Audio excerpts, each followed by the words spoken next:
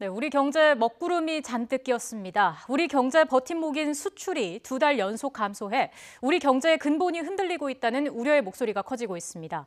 현재와 향후 경기를 보여주는 지표 역시 역대 최장기간 동반 하락세입니다. 건국대학교 경제학과 최백은 교수님과 함께 한국 경제 어떤 상황인지 짚어보겠습니다. 안녕하십니까? 네, 안녕하세요.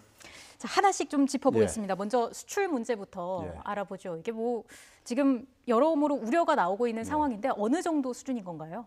지금 수출이 급격하게 이제 후퇴하고 있는 것은 어떻게 보면은 자연스러운 현상이에요. 지금 세계 경기가 빠르게 지금 이제 후퇴를 하고 있거든요. 네.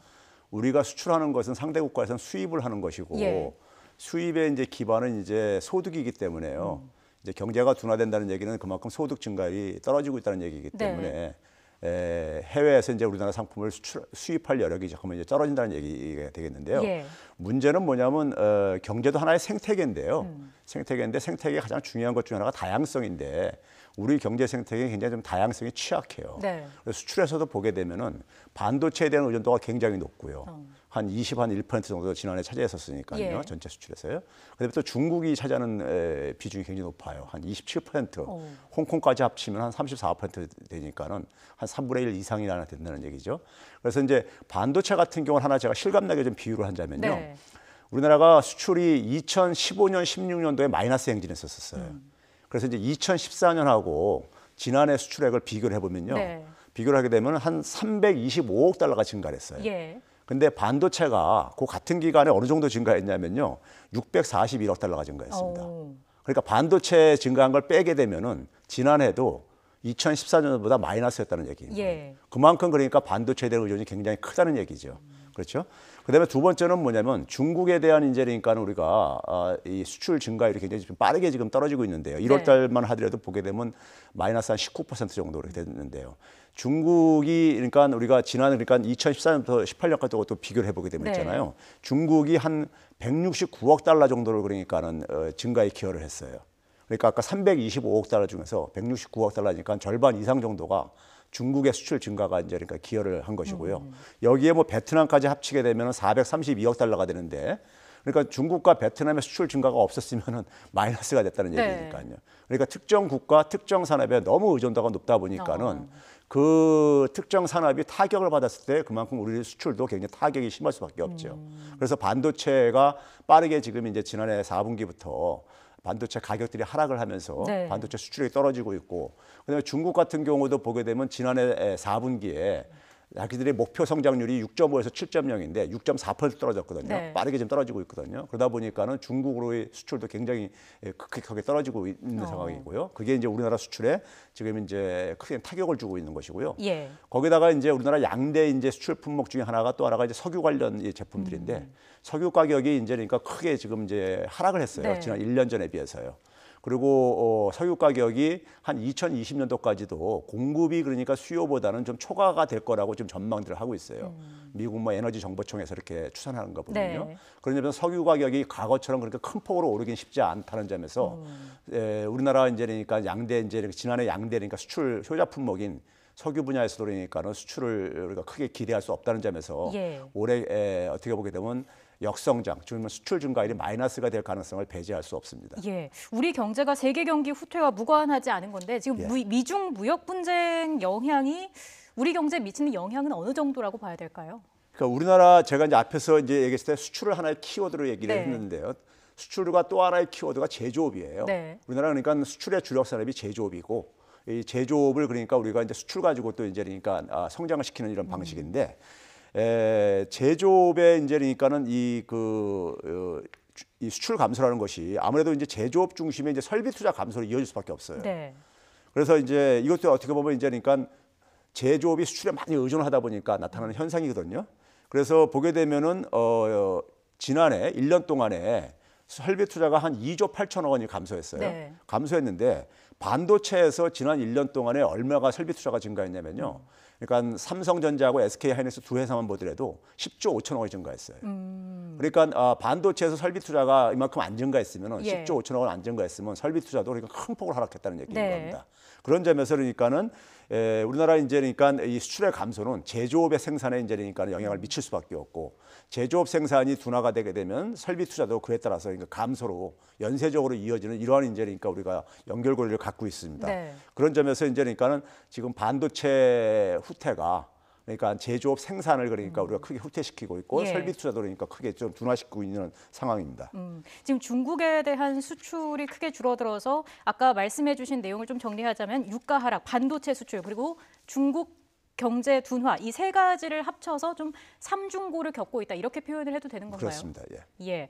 이달 말에 베트남에서 북미 정상회담에 이어서 미중 정상회담 개최 가능성도 거론이 되고 있는데 이 미중 간의 빅딜 가능성이 얼마나 되는지 그리고 이게 또 우리 경제에 미칠 영향은 얼마나 되는지 이 부분도 짚어보고 싶거든요. 저는 그 미중 경제 갈등이 완전하게 봉합되기는 저는 거의 불가능하다고 봐요. 그러니까 미국이 중국한테 요구하는 사항이 중국이 받아들이기 힘든 사안들이에요. 네. 그러니까 예를 들면 그러니까 미국이 원하는 만큼 무역 적자를 줄이게 되면은 중국은 무역 적자국으로 전락돼 버립니다. 네. 그리고 또 이제 산업 정책을 국가가 이제 보조금 지원하는 이런 정책을 취소하라는 것은 중국이 여태까지 그러니까 국영기업 중심으로 그러니까 주로 성장을 했기 때문에 그런 점에서 중국의 그러니까는 이 빠른 이제 추격 전략을 포기하라는 얘기이고 그리고 이제 중국 입장 속에서는 또 마찬가지로 네. 이제 그 미국에서 요구하는 이제 그러니까 지적재산권이나 이런 것들도 자신들이 그러니까는 빨리 선진국가를 쫓아가기 위해서는 포기할 수 없는 부분들이에요. 그래서 이제 그런 점에서 저는 이제 그러면 이제 미국이 중국에 대해서 강하게 보복을 할 것이냐? 저는 그것도 가능성은 높지 않다고 봐요. 왜 그러냐면은 미국도 타격을 많이 볼 수밖에 없고 또 보고 있습니다. 그다음에 이제 미국 경제가 빠르게 둔화하고 있는 상황이다 보니까 미국도 굉장히 부담스러울 수밖에 없어요. 네. 그래서 적절한 선에서 어차피 봉합을 할 텐데 물론 적절한 선에서 봉합한다는 얘기는 갈등도 여전히 계속해서 지속될 수밖에 없다는 얘기죠. 이제 그런 점에서 굉장히 불확실성을 그러니까 세계 경제가 어려움이 지속되고 있는데 네. 그 속에다가 불확실성이 하나 커다랗게 더 이제 얹어지는 이런 격에 비유할 수 있겠죠. 예.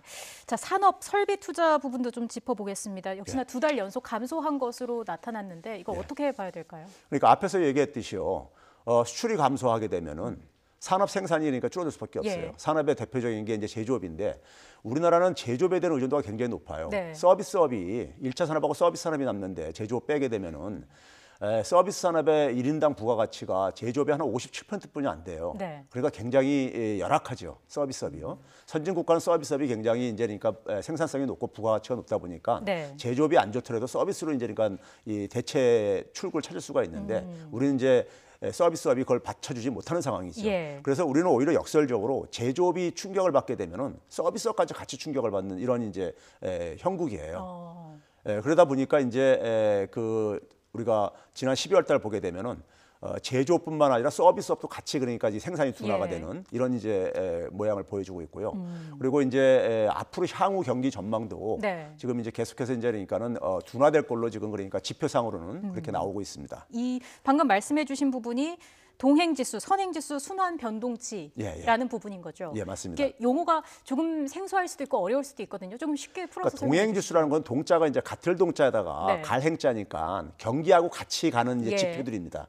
경기하고 같이 가는 지표들인데 그다음에 선행지수라는 것은 이제 앞선 자니까는 경기보다 앞에 가는 이제 지표들을 이제 우리가 얘기할 수 있겠는데요. 예. 그러면 이제 우리가 대개 이제 그 동행종합지수라는 것은 대개 보게 되면 이제 산업 생산이라든가 뭐 제조업 가동률이라든가 뭐 도소매 판매액이라든가 이런 건 우리가 지금 현재의 경기를 나타내주는 지표들이잖아요. 예. 이런 게 이제 동행지수가 되겠고, 그다음에 선행지수 같은 경우는 이제 건설 수주액 같은 경우.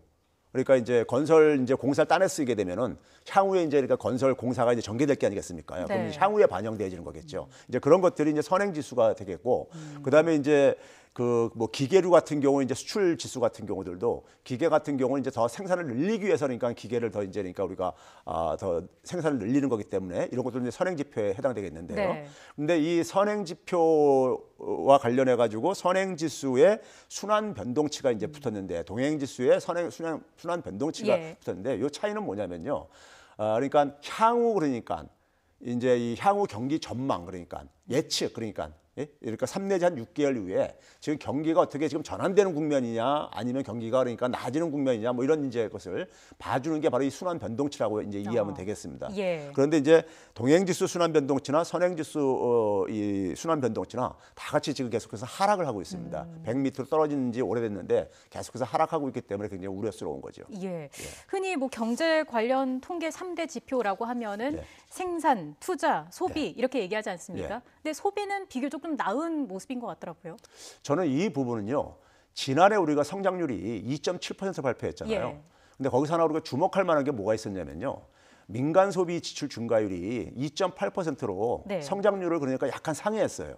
근데 이게 2003년 이후에 처음 있는 일입니다. 예. 물론 2005년에 잠깐 그런 적이 있었지만은 거의 그러니까 2003년부터 계속해서 성장률보다 가계 소비 지출 증가율이 낮았었어요. 근데 이게 지난해 역전됐습니다.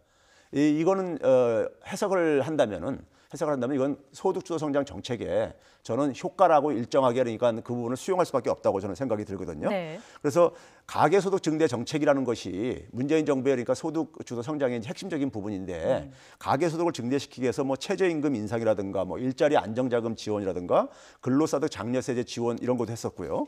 그다음에 이제 가계들의 지출 비용을 경감하기 위해서 소위 이제 문재인 케어라고 해가지고 의료비 경감 등을 비롯해가지고 뭐 예. 보육료 경감 그리고 이제 뭐 복지 확대로 이제 그러니까 아동수당 도입이라든가 뭐 이런 것들이 있었잖아요. 이런 것들이 일정하게 저는 효과를 본 게 아닌가 이렇게 생각이 듭니다. 예. 가계부채 관련 문제도 좀 짚어보고 싶습니다. 빚에 대해서 집집마다 갖고 있는 빚에 대해서 금융당국이 경고를 했는데 이 문제가 왜 이렇게까지 심각해진 건지 이 부분도 궁금합니다. 우리가 이제 가계부채 하게 되면요. 제가 앞에서 이제 우리 경제를 이해하는 두 개 키워드를 네. 수출하고 제조업으로 예. 했는데요. 지금 제조업 위기가 우리는 진행되고 있어요. 그러니까 예를 들면 이제 이런 겁니다. 지난해 우리가 군산에서 한국 GM이 철수를 했어요.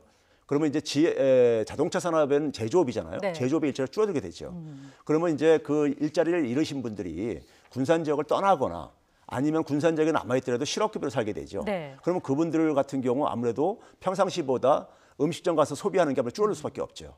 그러면 이제 음식점, 도소매업 이런 부분들이 자영업 이런 업종들이 타격을 볼 수밖에 없습니다. 예. 그래서 폐업이 증가하게 되죠. 예. 그리고 또 이제 자영업이 이렇게 상가가 폐업하게 되면은 상가 수요가 줄어들면서 그다음에 건물과 관련되어지는 그러니까 서비스 업종들이 있어요. 네. 건물에 그러니까 청소라든가 경비라든가 임대업을 하는 이런 분야들이 줄어들고 있는데 우리 통계청에 그러니까 고용 동향이라는 이 통계표가 있는데 거기 보게 되면은 일자리 줄어드는 업종이 제조업 그다음에 도소매, 자영업, 숙박업을 비롯한 자영업종 하고요. 네. 그다음에 앞에서 아까 제가 했던 사업시설 유지, 관리, 임대 서비스라는 게 바로 건물과 관련되죠. 사업시설이라는 게 바로 이제 건물을 얘기하는 거기 때문에 예. 그 분야 그리고 이제 부동산업 요 분야들의 업종들이 줄어드는 이유가 거기에 있거든요. 이제 그런 점에서 우리 경제에서 제조업이 차지하는 비중이 그만큼 이게 크다 보니까 네. 충격이 그러니까 이렇게 확산되는 건데 가계부채도 똑같습니다.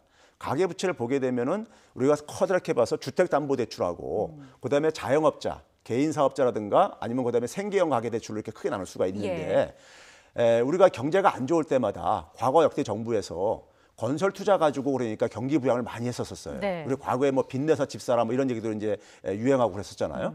그래서 그 건설 경기를 부양하다 보면은 자연히 뭐냐면 주택담보대출을 늘 수밖에 없어요. 네. 그래서 박근혜 정부 한 3년 동안에 2015년부터 크게 이제 가계부채가 증가했고 네. 자영업자들은 기본적으로 문제가 제조업의 일자리가 줄어들면서 그분들이 갈 곳 없는 분들이 자영업에 이제 강요받아서 진출을 하는 거예요.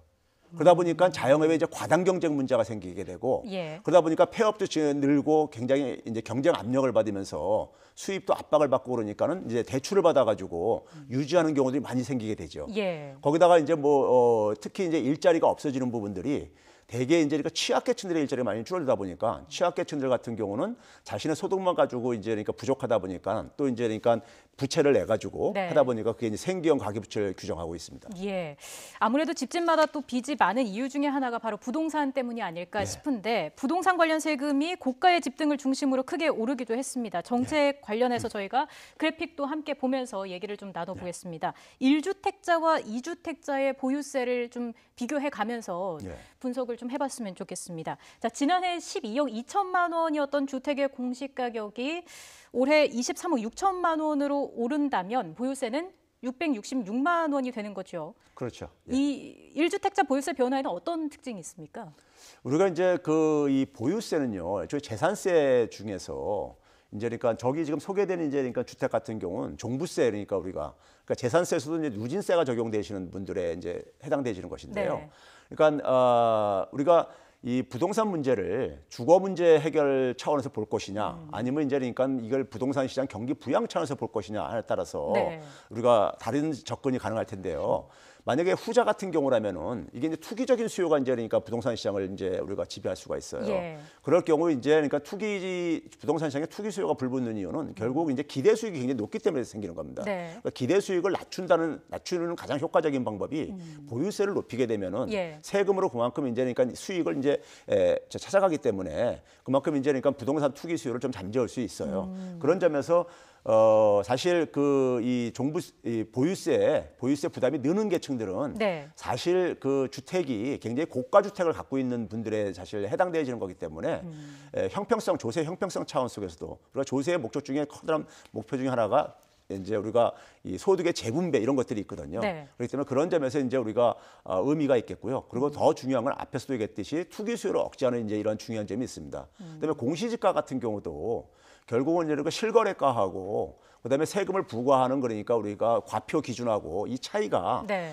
그러니까 주택 유형에 따라서라든가 그러니까 아파트냐 아니면 단독주택이냐 아니면 지역에 따라서 강남이냐 강북이냐 아니면 서울이냐 지방이냐 그리고 이제 또 이제 뭐냐면 그 주택 가격에 따라서 예. 상당히 이게 그러니까는 좀 형평하지가 않아요.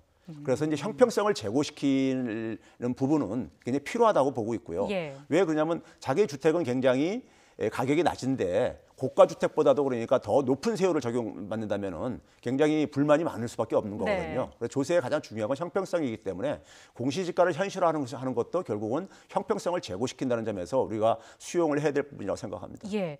자, 마지막으로요. 일자리 문제에 대해서 뭐 해법이 아직 잘 보이지 않고 있는 게 현실인 것 같습니다. 30, 40대 취업 감소가 보이고 있는데 이거 어떤 의미가 있을지 간략하게 설명해 주시죠. 예, 지금 우리 제조업 위기를 제가 얘기했었는데요. 제조업 위기로 인해 가지고 지금 40대 그러니까 핵심 노동력 계층들이 그렇죠. 이게 일자리가 줄어들고 있어요. 그리고 65세 이상 고령층은 일자리 증가하고 있고요. 네. 그런 점에서 일자리 질도 이제 나빠지고 있는 부분인데요. 그 기본적인 이유는 그러니까 이 제조업의 위기인 겁니다. 그러니까 우리가 제조업에서 굉장히 좋은 일자리가 많이 공급되는데 아까 얘기했듯이 제조업이 충격을 받게 되면 제조업에서 끝이는 게 아니라 네. 여타 산업으로 계속해서 이게 확산되어져요. 충격이요. 그러면서 이제 일자리가 이게 자영업 일자리도 줄어들면서 30, 40대들이 많이 자영업에 진출한 사람들이 일자리를 잃게 되고 그러는 거거든요. 예. 그래서 우리 경제의 어떤 공정성을 강화하는 것도 중요하지만 또 다른 한편에 중요한 것이 산업 생태계, 제조업 경쟁력 강화와 더불어서 산업 생태계를 재구축하는 그러니까 제조업의 역할을 좀 대체할 수 있는 이런 새로운 산업을 만드는 것이 저는 굉장히 지금 중요한 하나의 과제라고 생각이 들고요. 예. 그다음에 또 하나는 뭐냐면 자영업자들이 굉장히 지금 힘든 것은 서민들에 대한 좀 정책 금융이 저는 제도적으로 필요하다고 봐요. 그러니까 최근에 보게 되면 IBK 같은 데서 그러니까는 한 1.93% 정도의 그러니까 절이 그러니까 이렇게 대출을 해주고 그러는데 예. 지금 서민들 같은 경우는 굉장히 고금리 대출을 이용할 수밖에 없다 보니까는 10% 이상을 10%에서 20% 고금리 대출을 이용을 하게 되면요 채무 노예에서 그러니까 악순환에서 빠져나오기 힘들어요. 그렇기 때문에 정책금융을 시장에서 그러니까 시중은행에서 해결하지 못하기 때문에 한국은행이라든가 정책금융적인 차원 속에서 저리로 그러니까는 이분들의 자활을 그러니까 실질적인 자활을 도와줄 수 있는 저리 그러니까 정책금융이 좀 제도화돼야지만이 예. 이런 악순환 고리에서 우리가 빠져나올 수 있다고 보고 있습니다. 예, 한국경제 현 주소에 대해 짚어봤습니다. 지금까지 건국대학교 경제학과 최백은 교수님과 이야기 나눠봤습니다. 고맙습니다. 네, 감사합니다.